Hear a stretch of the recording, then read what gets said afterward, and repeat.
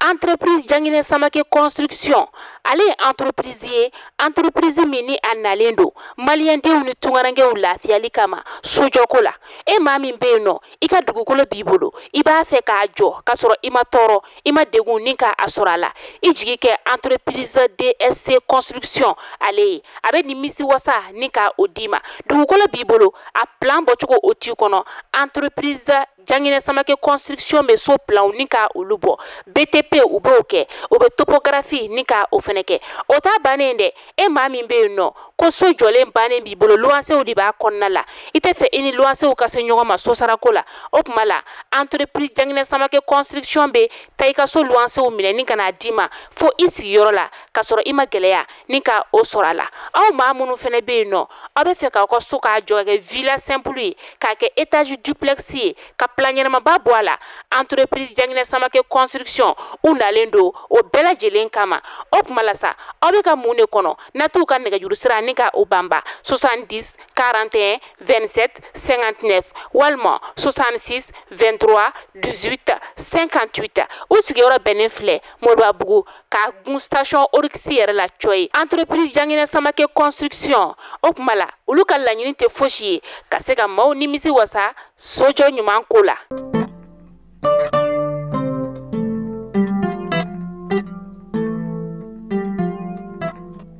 alamisa ye mais kalo tile 23 san 2024 aw minnu b'an filɛ sanga n'a ka wagati an ka bɔlɔlɔ sira kelen na bɛɛ lajɛlen kan Mali kɔnɔ yan ka taa se Mali kɔ kana ma an bɛ aw bɛɛ lajɛlen fo aw ka wagati o cogoya la kunnafoni ale waati selen ni a y'aw bisimila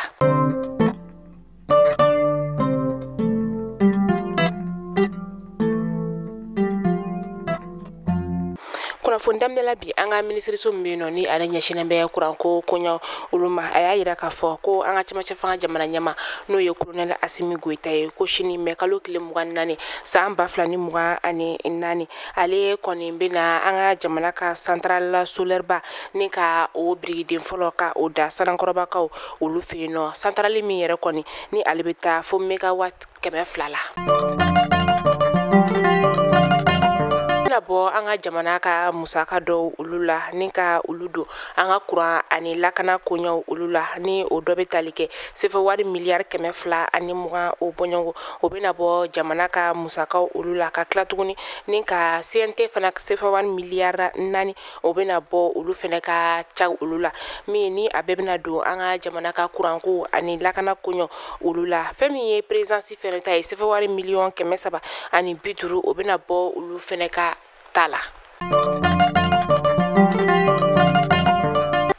an ka fintigilakaw ka kɛlɛkɛcɛw ka ɲɛma ni o y'u ka état major général ye ko k'a da bɛɛ lajɛlen tulo kan ka fɔ ko mɛ kalo tile 20 san 2024 sɔgɔmada nɛgɛ kaɲa 5 o wagati fɛn min ye Katiba Masina kɛlɛkɛcɛw ye olu kɔni ye bingani wale ta ni ka anw ka fintigilakaw sɛgɛrɛ a kɛra yɔrɔ min na sa o de ye Inter du Fleuve ale yɔrɔ ye min yɛrɛ kɔni n'u tun bɛ ka dɔgɔjɔlaw kɔni ka olu bilasira walasa o bɛ se ka u ka dɔgɔjɔ ni ka o kɛ cogoya min na an ka fintigilakaw kɔni sera ka bamaci wale tigilama ninnu ni ka olu tori ka bɔ u dala nka u torintɔla sa u maa 30 bɔɲɔgɔnko kɔni dankarila olu la an ka fintigilakaw olu fɛ ni ka tila tuguni ka u ka kɛlɛkɛminɛw ni ka olu minɛ la n'o dɔ bɛ tali kɛ u ka bolimafɛn sen 213 ka taga se fɛn min ye maramafɛn min ni ale wele ko mitrailleur o kun b'a la ka taa se PKM 1 fɛnɛ u y'o minɛ u la PM 11 o fɛnɛ minɛna u la ka taa se u ka taliki walikiw olu ma an'u ka kɛlɛkɛminɛn tɔw bɛɛ lajɛlen an ka fintigilaka maa 3 kɔni bɔnɛna ani na maa 10 bɔɲɔgɔnko olu jogina minnu jogina olu ta telera ni ka taa n'olu ye labitaniso la an ka fintigilakaw ka ɲɛma ni o y'u ka état major général ye ale kɔni ye tasibila kɛ ni ka ɲɛsin banbagatɔw somɔgɔw olu yɔrɔ la ni ka tila ka hakilisigi kuma ka o fɔ dugulamaw ye k'a fɔ ko fintigilakaw kɔni bɛ wala sugu bɛɛ lajɛlen kɛ walasa ka se ka unu bololaminɛw kisi juin kalo tile 6 nata ka taa se a tile 22 ma san 2024 febaki yɔrɔ kɔni na foire belebele o bɛna kɛ min ni o bɛna tali kɛ seliba ale labɛnni baaraw olu kan foire yɛrɛ kɔni ale baara bɛɛ lajɛlen kɔni labɛnna chambre de commerce et d'industrie du Mali ale fɛ ana a jɛɲɔgɔn a yɛrɛla k'a fɔ ko ni foire yɛrɛ kɔni dabɔra seliba ale labɛnni o kama min ni sagaw kɔni bɛna kɛ a yɔrɔ la ni maaw bɛ se ka t'u ka laya sagaw kɔni ni ka olu san yen nɔ saga dɔrɔn tɛna kɛ yen finiw ka taga se sabaro o na a ɲɔgɔnna wɛrɛ walasa ka se ka seli ni ka o kɛ damu na a baaraw barajilen kɔni kunnafoniyaw dira kunu mɛ kalo tile 22 sesima cakɛyɔrɔ yɛrɛ kɔnɔna la.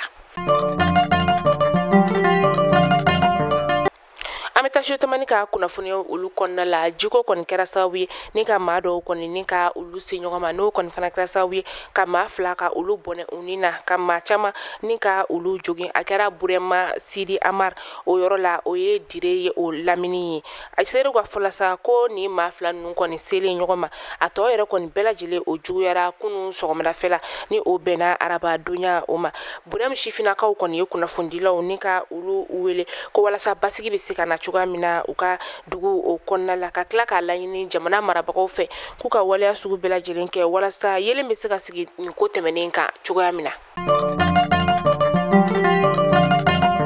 Kucalakaw fɛ yen nɔ salati kɔni da gɛlɛlen don kosɛbɛ a bɛ kalo 2 bɔ an bɛ don min na i n'a fɔ bi fɔlɔ u tun bɛ salati min sa sefa wari dɔrɔmɛ 20 sisan o bɛ ka feere ma sefa wari dɔrɔmɛ 60 salati feerelaw olu y'a yira k'a fɔ ko n'i y'a ye salati kɔni ale sɔngɔ yɛlɛnna k'a sababu ye jiko gɛlɛya o ye ani an bɛ tilema wagati min fɛnɛ na jiko gɛlɛya o ye a fanba ye wa fɛnɛ fɛn min ye salati sɔnni ye ale ka gɛlɛn kosɛbɛ ni wagati ninnu na o de kɛra sababu ye ni ka se ka salati kɔni ka ale gɛlɛya. Amta ko kan kibaru la amta lagnakaw ka jamana o kɔnɔna la kiri dɔ kɔni ye ale kun bɛ sen na min ni fagaliwalew kɔni kɛra Musa Dadis ale ka wagati la kiri min yɛrɛ kɔni Musa Dadis Kamara ale ka wagati la ni a kɛra septembre kalo tile 28 san 2019 kiriw jaabiw kɔni olu bɔra a yirala k'a fɔ ko Musa Dadis Kamara Musa Chokoro Kamara ka taga se Blaise Gamou Abdoulaye Sherifa Jaabi Marcel Glavoki Claude Pivi o kɔfɛ Alpha Amadou Balde ale kɔni ɲangira san 30 kaso Ibrahima Kamara Kalanzo ka taga se Abubakar Sidiki Jaktini bɛɛ ko ale ma ko Tumba ale ni Paul Massa Glavoki san 15 kaso o dira olu ma Amadou Aliou Keita ale ni Sese Arafael Haba san 14 kaso dira olu ma Alpha Amadou Balde ale ni Claude Pivi olu kɔni minɛni dara olu kan minnu kɔni ni olu bolilen don ni wagati la.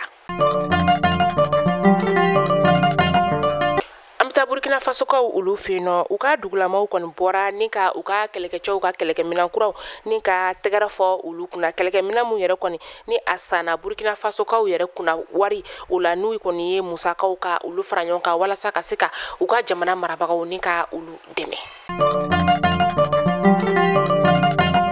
Côte douane ma 87 de bɛ yen nɔ minnu ni sɔnni sigira olu ka mɛn kalo tile 13 tɛmɛnen ka sababu kɛ k'u ye sɛbɛnfura kolo ni ka o de dilan walasa u ka se ka baara ni ka o sɔrɔ kalo damadama o kɔnɔna la Côte d'Ivoire jamana marabagaw kɔni wulilen don ni ka nin ko ninnu ka se ka u da kɛnɛ kan.